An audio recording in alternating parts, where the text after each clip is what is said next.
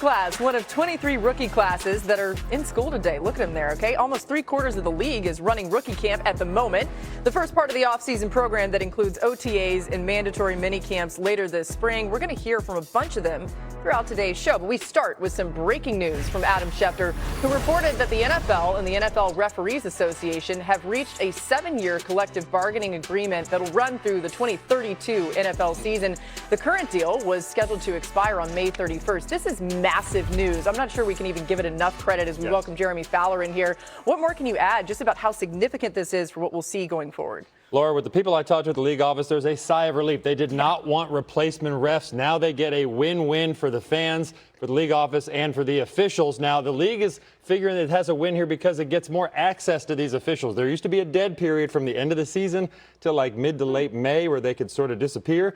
Now the NFL can get their hands on them a little bit, do more training, try to keep more accountability for in-season play. Oh, I like that a lot. And we'll continue to dive in on what all of this means. But some more news out of Jets camp today. What more do we know? Breece Hall, the star running back with the Jets, has agreed to a 3-year, $45.75 million deal. So Breece Hall is paid, no longer on the franchise tag. The Jets really wanted to get this done. Perhaps Hall could have waited, tried to squeeze out a little bit more money leading into that July 15th franchise tag deadline, but instead he gets it done now, says let's just do it. This is an interesting scene setter, Laura, for the running back market because you have Jahmyr Gibbs in Detroit eligible for a new extension. You have Bijan Robinson in Atlanta eligible for a new extension. Those guys are in a different cloth. They'll probably get above $20 million per year eventually on a new deal. It just depends on when that happens. Yeah, this is my favorite Breece Hall fact. He has more pass touchdowns than interceptions as a Jet, which is something that 4 of his quarterback teammates cannot say, right? One career pass touchdown came last year in Week 8 at the Bengals.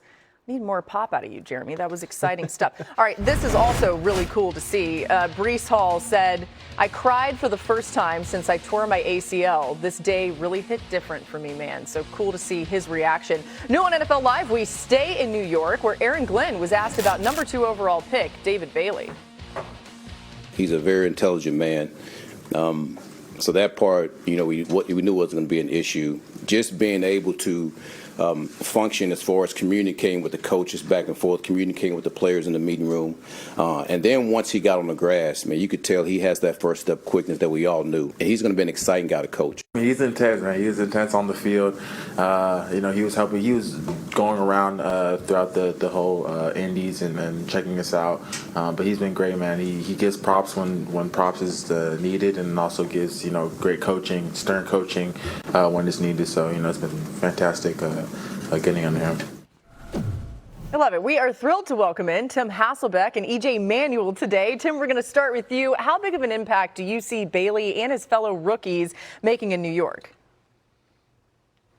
I think it's a good rookie class for the Jets. Obviously, just to focus on Bailey. He's one of these guys that just has an immense upside because of, quite frankly, like the freakish athletic ability that he has. In a class with really good edge rushers, I think many people believe that he was the best. I would expect him to be a day 1 starter. And you look at tight end, another player with freakish athletic ability. And then you look at Omar Cooper, who's a very productive player in college at receiver. And I think you go beyond the first round. Look at a guy like Pons, who's probably a player that Aaron Glenn kind of sees himself in, that I think could have an impact. So I do think the Jets did a very good job with this rookie, in this last draft.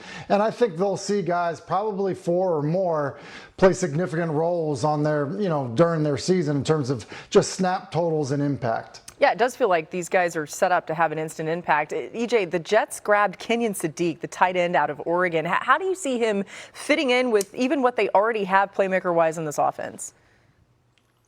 Yeah, Laura, well, he's going to fit in perfect. I think the biggest thing that jumps off the page, similar to what Tim said, is the freakish athletic ability. I mean, this guy's 245 pounds, and he ran a 4.3 at the combine. Now, the other part about this, when you think about the scheme that the New York Jets are going to try to run with some 12 personnel, 1 running back, 2 tight ends. Now you pair Kenyon Sadiq with Mason Taylor, second-year player coming back as well. I think that's going to cause a lot of defenses to maybe play base defense where they keep their linebackers on the field. But now you have a Sadiq that can stretch the football field. He can play in the slot. He can play out wide. He can give you coverage recognitions right before the actual snap because he's a tight end, and if a safety or a linebacker goes out there with him, and you could put him in the backfield and hand the ball off. So to me, Laura, he's a true Swiss Army knife. And I understand all the other picks for the Jets were really, really good, but this was actually my favorite one for this New York Jets offense for this year and beyond in the future. Yeah, I love that you say that. When they got Sadiq, we're like, wait, they got Sadiq too? I mean, they were doing so much, and it felt like they were having a great draft, and that was a big moment. Let's talk about the quarterback position. We're going to actually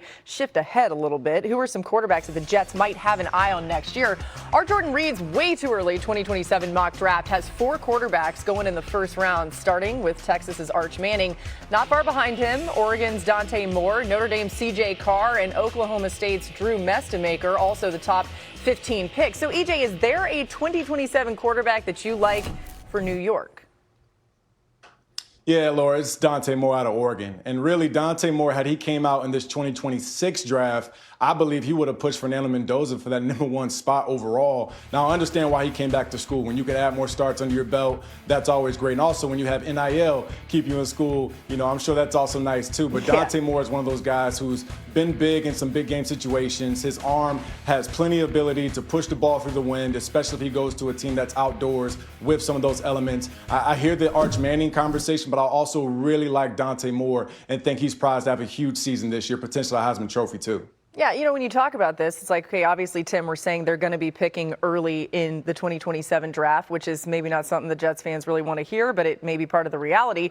I do realize on paper, it seems like the improvements they've made to this roster look pretty good. Do you think this would be a good roster for a young quarterback to join?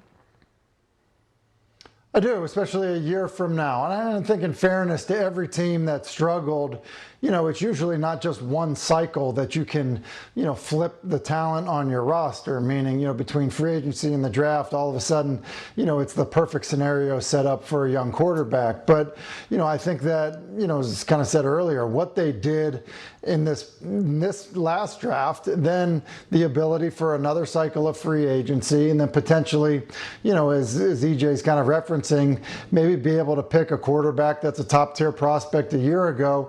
Look, that's the challenge. That's the the opportunity on a rebuild, and that's why, quite frankly, Geno Smith will be their starting quarterback this season, and they're probably revisiting it.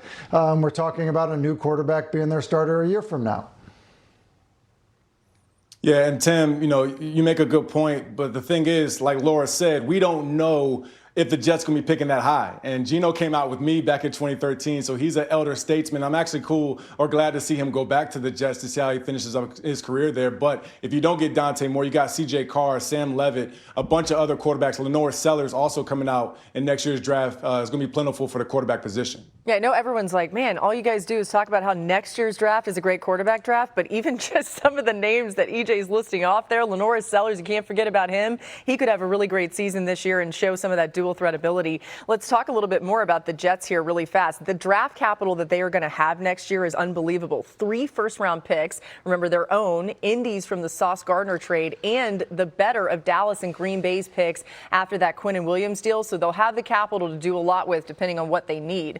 Let's go to Atlanta now. Kyle Pitts signing his franchise tag tender yesterday, and the Falcons tight end will play the 2026 season on a $15 million deal in Atlanta. The two sides have between now and July 15th to work on a long-term deal. Now, the Falcons cleaned house after that 8-9 finish, bringing in head coach Kevin Stefanski, president of football Matt Ryan, and GM Ian Cunningham. They cut Kirk Cousins. They brought in Tua Tagovailoa, while Michael Penix Jr. continues to rehab his ACL. Atlanta didn't have a first-round pick, but they reunited Avion Terrell with his brother AJ in the secondary and drafted former Georgia wideout Zachariah Branch, who will stay close to home. New on NFL Live, Stefanski spoke about the importance of these rookie camps. In this day and age, we're counting on rookies to play in this league oftentimes, so there's no concern about putting a guy out there when they're ready. I think so much of this game is earning a role. If a rookie earns a role and week one he's ready to go, he'll be out there. I don't think you have the luxury of redshirting players, so to speak. So we'll take it on a case-by-case basis, but I've had a lot of experience with young players that when they're ready, they play. Yeah, so Stefanski's working on getting these young guys up to speed, but he also has his hands full at quarterback. EJ, do you see Tua making a case for that QB1 spot there? Yeah, Laura, I do. And really, we don't know the injury status fully of Michael Penix Jr. Now, I would assume he's going to be somewhat good to go by training camp. But if he's not, you have a great option in Tua Tagovailoa. Now, keep this in mind. Tua had an amazing year not too long ago where he passed for over 4,600 yards, actually led the league with this. So he has the ability. That's not the question. I think the big key really is if Tua is the starter, can he stay healthy? Now, the other part about this is he's in a situation where there's not a lot of money tied to his deal. So the distraction of, hey, I got to play like this to kind of shore up the cash that I'm getting from Atlanta, that's not there. So I do think that empties in his mind. But also you look at the weapons that he has with Bijan Robinson and Kyle Pitts, and now they bring in Jahan Dotson from free agency, Drake London, a solid offensive line. Also, they're indoors, and I've seen Tua have some really good games there in Atlanta inside that stadium. So I think that's a good option for him. That's a good point about what could be more comfortable for him, right? And Tim, some of this feels like shades of Cleveland for Stefanski, like no bona fide QB1 right now. Do you agree that it's a little similar to what he's had to deal with in the past? It didn't lead to a ton of success all the time. Yeah, to me, it's very similar. And look, I would, from Tua's perspective, I would agree with EJ. I think Tua finds himself in an awesome situation. I think for the team, I think I hate it, if I'm just being real. Obviously, injury concerns with Penix, injury concerns with Tua. And I think when you look at Stefanski and his time in Cleveland, they had a great defense. They had some really good players around the quarterback, but they couldn't get good quarterback play. And that's why he ultimately ended up getting fired. And so I think when I look at the situation in Atlanta, I'm surprised they moved as quickly as they did to sign Tua. And I think I have some reservations about the health of both guys and then the ability to play well, although the people around the quarterback are extremely talented. And so, look, I don't know how it would have worked out. Maybe Kyler Murray, would have been a preference for me instead of a guy like Tua. Who knows? But I think when I look at it, you could end up playing Trevor Siemian real fast with the way the quarterback, room is lining up in Atlanta. Yeah, I don't know. Michael Penix Jr. got married recently, and he was kind of getting down at his wedding, so it looked like he felt pretty good. But I realize that's not playing football. It's also Kevin Stefanski's birthday. All he wants for his birthday is a quarterback. We're just getting started on NFL Live. A.J. Brown and the Eagles look like they're headed toward a split. We get the latest from Aaron Rodgers. NFL Network's Ian Rappaport reporting that Rodgers will visit the Steelers this weekend at some point. We're getting close to the weekend. It's Friday. I don't know when it's happening, but maybe some progress toward finalizing a deal to be their quarterback in 2026. Certainly nothing set in stone just yet. So, Jeremy, what are you hearing about the discussions between Rodgers and the Steelers? I happen to know, just now, you checked again. What do we know? I've been checking. I just checked with somebody. I was told that it is status quo, business as usual in the Steelers building. Rodgers is not physically at Pittsburgh Steelers headquarters. That doesn't mean he can't show up tonight, this weekend. The good news is he is still definitely likely to play for Pittsburgh. I'm told that GM Omar Khan, head coach Mike McCarthy have had several productive talks with Aaron Rodgers in recent days and weeks. So they got to work out a contract. Right now he's on a unrestricted free agent tender, which is really just like a cover yourself sort of placeholder. They'll do a new deal, could be a one-year deal, will probably be more money than that $15 million tender. So they got to work out some particulars. Still tracking for Rodgers year 2 in Pittsburgh. All right, so we got the Aaron Rodgers tracker going here. But, EJ, how should Pittsburgh be dealing with the QB position? Yeah, I think they're dealing with it fine, Laura. I mean, you got to be patient. A-Rod is a first ballot Hall of Famer, so I understand, you want him back in the fold. You want him to working out with the rest of the team. But ultimately, you look at the quarterback room right now, you got Will Howard, Mason Rudolph, and Drew Aller as a, fresh rookie. So I don't think, Pittsburgh will be that confident going into the season, or at least expecting to go to the Super Bowl with those guys as a starter. Not that they're not talented, just some inexperience in that room. So I do believe you wait on A-Rod.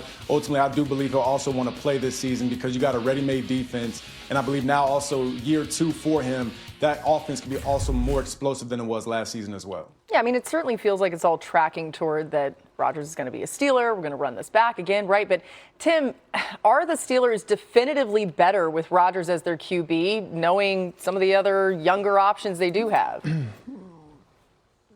I think they are this upcoming season because of Rodgers' experience, the fact that he still throws the ball well. But I also think that there's a ceiling on how good they can be, because of the fact that he's 42 years old. And so, to me, it's almost like he's squatting a position that Pittsburgh needs to find out, if they have the guy of the future. So, EJ was talking earlier about some really talented guys that will be in the draft next year.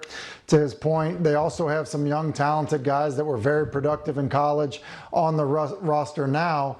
And if you just kind of waste their year or drafting a quarterback a year from now, I just don't think that's a benefit to the Mike McCarthy era in Pittsburgh. I think at some point you've got to take your medicine and realize that you're resetting at the position. Find out if the guys that you have can play. If they can't, you draft them one a year from now. If not, you maybe have a guy on your roster and you're drafting one next year anyway. So I don't love it. Doesn't make a lot of sense. If you move from Mike Tomlin to Mike McCarthy, I think you're signaling, look, this is a significant change. We understand there's going to be a rebuild of sorts here. I think it should happen at quarterback also. Aaron Rodgers is a squatter. We've heard him call a lot of different things. That's a new one. You might like that, though. It's kind of unique and fun. Roster squatter.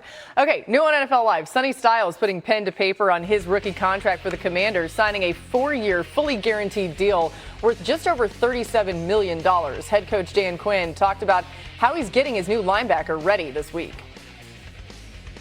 Let's get the fundamentals down. The two inside linebacker spots have similarities, but there's also some nuances.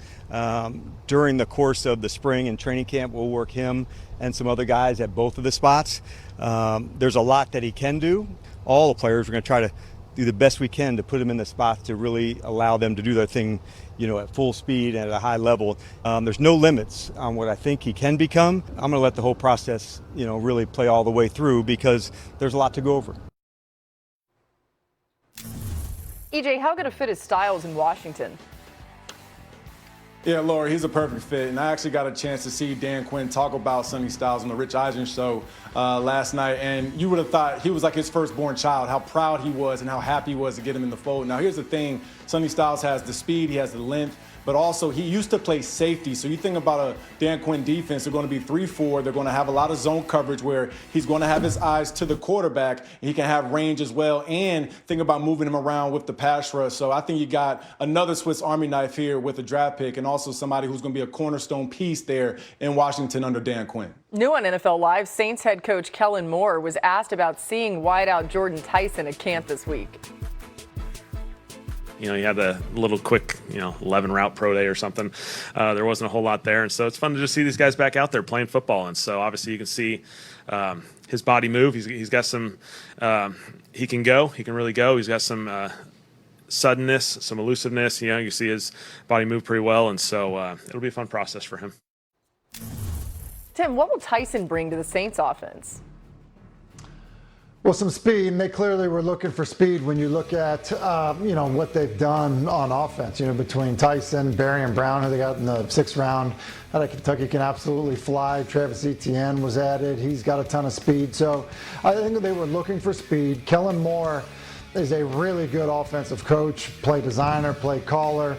And I think, when you get some speed in the offense with Tyler Shough, who really finished the season strong in the last month of the season, I think things are pointing up in a big way for New Orleans. Jeremy, we saw the emotion of Jordyn Tyson at the draft. He was completely overcome just getting this chance. Some of it had to do with some of the injuries he had dealt with, and maybe he would have been treated as an even higher draft pick had it not been for that. But what are the Saints saying about their first rounder? Well, one thing that sold New Orleans on this Jordyn Tyson pick is how he complements Chris Olave and how Olave and Tyson can complement each other. Because Olave can be that deep threat. Tyson can do that, but also he's great intermediate parts of the field, being a yards after catch demon, taking a 10-yard pass going 50 yards. So they feel like those two together are going to be one of the best tandems in the league soon enough. This was their number 1 receiver on their board. It was a pretty clear-cut pick for them at number 8 overall. Yeah, you love to see it. All right, we got a lot more coming your way today on NFL Live. Happy Friday to everybody, and still to come, it's a new era on NFL Live. Yesterday, Reuben Bain Jr. arriving at Bucs rookie camp in a Warren Sapp jersey.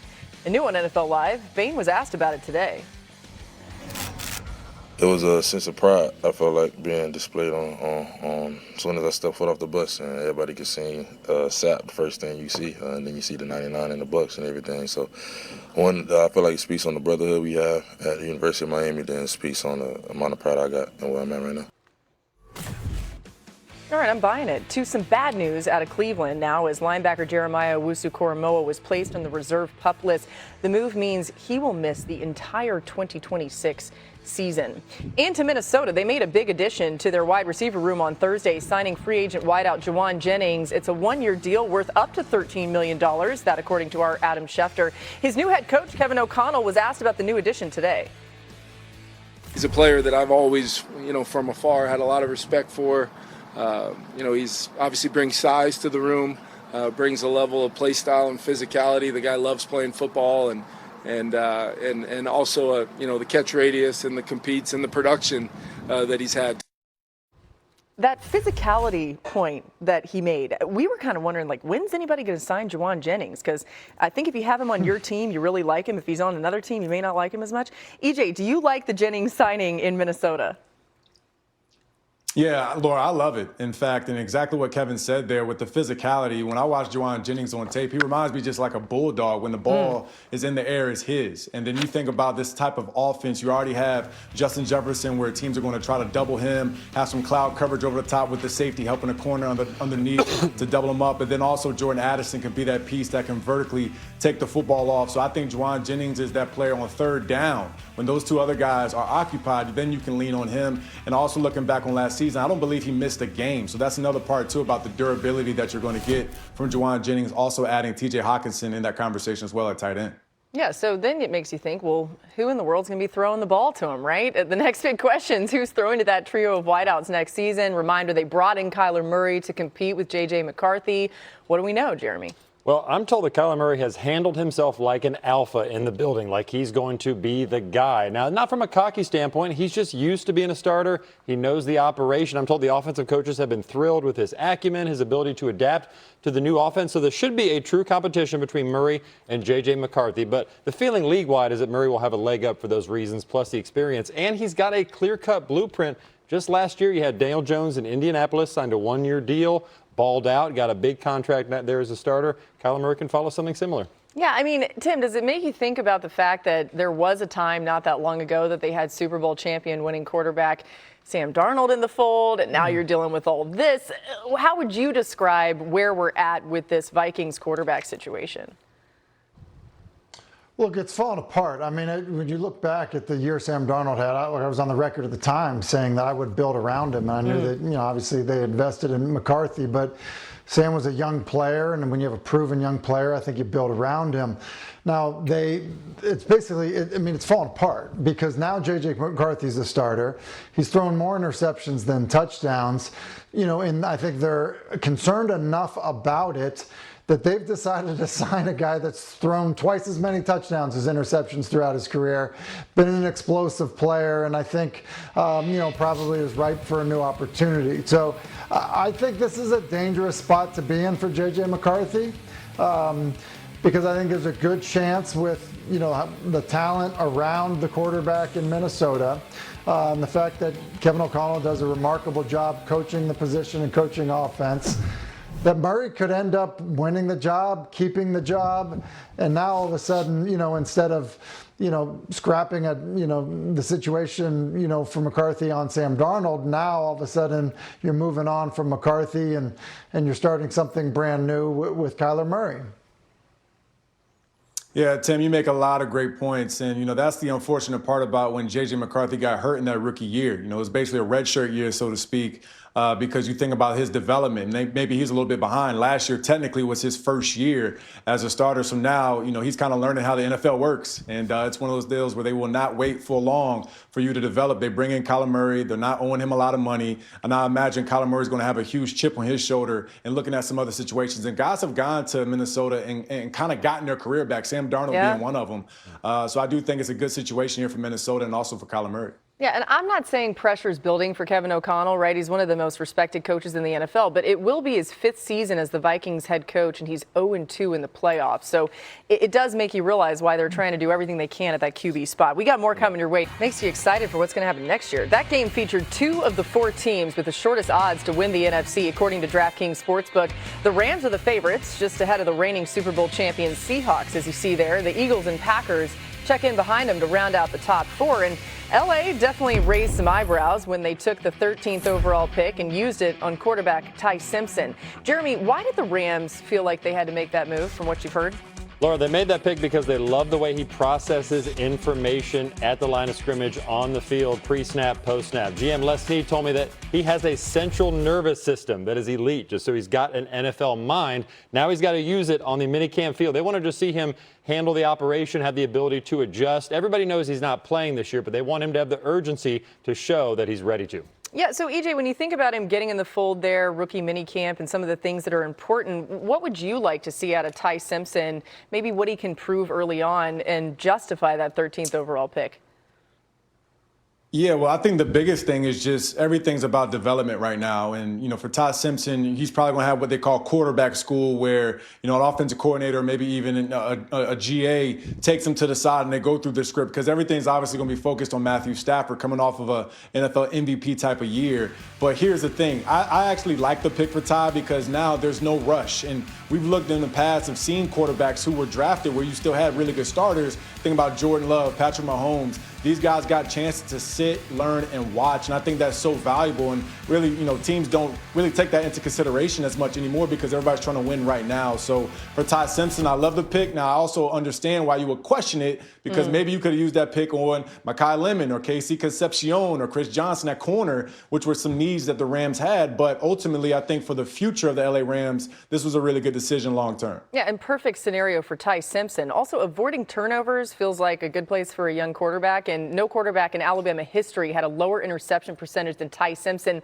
less than 1% of passes. So small sample size, but he didn't turn it over. Let's go to the Eagles and A.J. Brown. He's still an Eagle for now, but he's likely to be traded in less than a month now. We're at, May 8th, and that's June 1st. It's looming. That's the line of demarcation. You can see Philly's intentions by how they approach their wide receiver room. After Brown and Devontae Smith, they signed Hollywood Brown. They traded for Dontavian Wicks from the Packers and then traded up with the Cowboys to 20th overall and drafted Mekhi Lemon, who EJ was just talking about. Plenty of production after the first name on the list right there. So, Jeremy, where do things stand with A.J. Brown right now? And maybe what will the next few weeks look like as we try and wait and see when he may actually be traded? Yeah, it stands still. This is completely a waiting game right now. The Eagles are clearly waiting until after June 1st so they can save nearly $30 million on their dead salary cap in order to do this deal. The full expectation league-wide is still that A.J. Brown will be a New England Patriot, but there are some parameters to work out here. You got to work out the compensation. Will it be a first-round pick in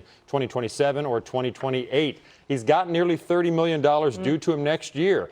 Does Philadelphia have to eat some of that money to facilitate a deal? And look, there's still time here because they're waiting until June for another team to potentially get involved. There hasn't really been that robust of a market to this point. But does a team that's like thin at receiver, like the Ravens or the Chiefs or somebody else, try to make this interesting for New England here? I still want the Rams to get involved. They said, maybe they'd add some help when they didn't draft a receiver. All right. If A.J. Brown does get moved, Tim, what needs to change to get Philly back to their Super Bowl winning offense from just 2 years ago? They need to run the ball better, Laura. That's plain and simple. You know, there's been so much criticism about, you know, the play caller, uncertainty about, you know, how Sean Mannion will do as the new offensive coordinator and Jalen Hurts and, you know, can, you know, he adjust to new coordinators like he's been doing it every year pretty much as long as he's been playing football. They weren't good at running the football a year ago. 2 years ago, when they were outstanding, they were not just running the football well, they're getting explosive plays in the run game. And when you have a back like Saquon Barkley, you just got to get him going. So to me, I feel like in some ways there's been this kind of unfair criticism of Hurts and kind of, you know, over focus on Hurts and what he's done. The fact that the run game fell apart and that Saquon Barkley's production essentially disappeared, I think that has to be more concern for Philadelphia in terms of getting back on track offensively. Yeah, that's a good point. Jeremy, what can you tell us about how Jalen Hurts has approached this offseason? He's approached it full bore. He's been working out off-site on a practice field with some of his receivers. Devontae Smith has shown up. New veteran Elijah Moore, who joined the team recently, has been out there working out with Hurts, who's trying to get the steps down for his new offensive coordinator, Sean Mannion, who's going to have him under center more, play action, similar to what you saw with Green Bay. So these are pretty drastic shifts compared to Hurts, what he wants to do, what his preference has been in the past is to be under shotgun. But I'm told from a team source he's been more open than he ever has been to those sort of monumental changes. And he really likes how Mannion has structured the offense so far. Yeah, Tim, what do you think about that? What Mannion's trying to do, some of the changes, and how Jalen Hurts can make that adjustment relatively quickly? Well, look, this topic has been, talked about a lot on this show in particular. The reality is being able to get under center, turn your back to the defense, locate the defense, it helps you as a quarterback. Plain and simple. It helps your run game. It helps you be in your play action fake longer. And most guys, even guys that have never played under center before when they come from college, can make the adjustment. So I think it'll be a good thing for Hurts. I think it'll be a good thing for the Eagles offense. I think it'll help their run game. And ultimately, that's what they're trying to get fixed, as they have gone through coordinator after coordinator on that side of the ball. Time for one more thing before we go, guys. Texans rookie Kayden McDonald with some big expectations for himself in year one. Like I said, win a Super Bowl, rookie of the year, all-pro first year. These are realistic for me. I wrote this down, and, I'm to be here, and I got a chance. I love it. He stayed at the draft, too. He wanted to walk across the stage, right, EJ? He wanted to have that moment. He was super emotional. You could tell how much it meant to him. I think the Texans got a good one, and I think it was probably even better that he had to wait to hear his name called a little bit longer than he had planned on. He's going to be a little excited. The last D tackle, by the way, to win Rookie of the Year, Aaron Donald in 2014. So maybe Kayden McDonald is the next one. All right, enjoy your weekend.